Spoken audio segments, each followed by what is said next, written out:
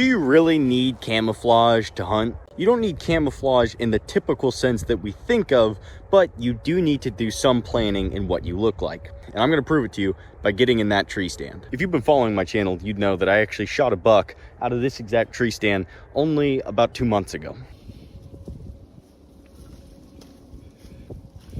All right.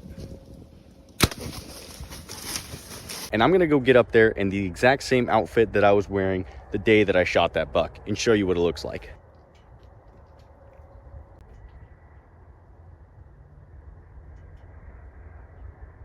This isn't even a traditional camo sweatshirt. It's really just kind of gray.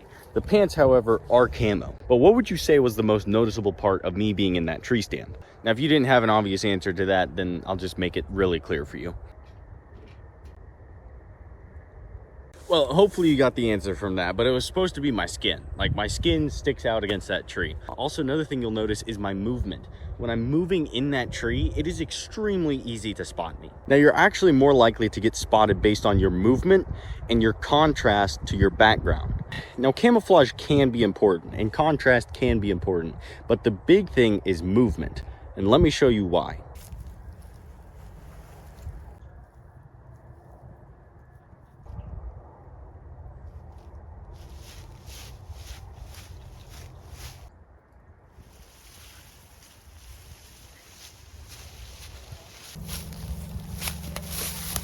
Now, a ghillie suit inside of a cedar tree is a deadly combination. My friends always hated playing hide and seek with me because I would put on the ghillie suit and hide in a cedar tree and no one would ever find me.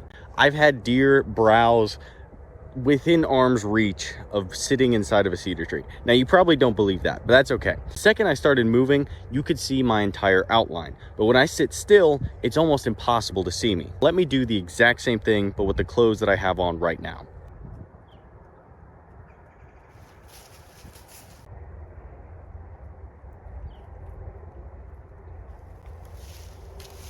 Now, the main reason that even in these clothes I could hide pretty well in that tree was actually because of where I was standing. And let me show you why that's important.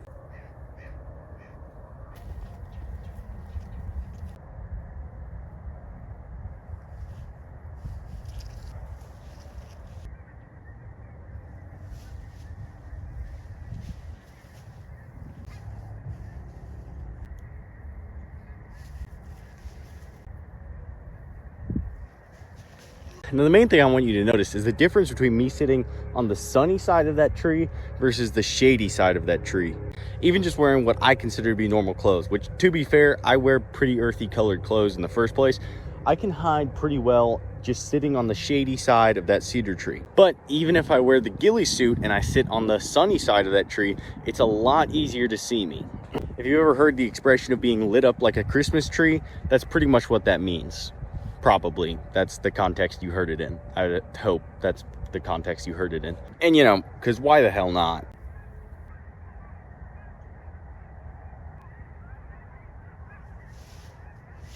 Now, the upside to wearing camo clothing is that generally those clothes are made to be outside. Now, I wear these First Light pants because they wick moisture, they're stretchy, and they're silent.